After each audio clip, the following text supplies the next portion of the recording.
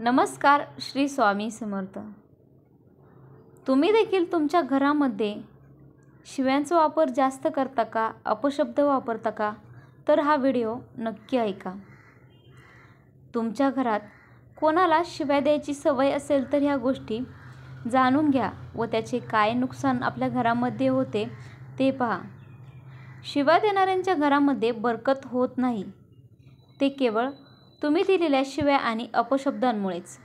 घरातील लक्ष्मी बाहेर जाऊ लागते, अलक्ष्मी घरात प्रवेश करते. सुखशांती समृद्धी घरात कायमची टिकून राहत नाहीत. म्हणून घरात अशब्द वापरू नये.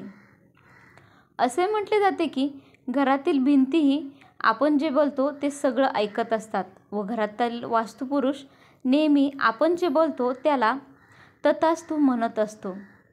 कधीही शिव्या देऊ नये आणि अपशब्द देखील वापरू नये.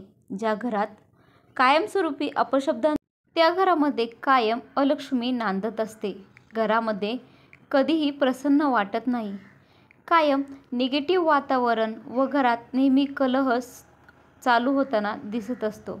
म्हणूनच घरामध्ये कधीही अपशब्द वापरू नये. श्री स्वामी समर्थ. जय जय स्वामी समर्थ.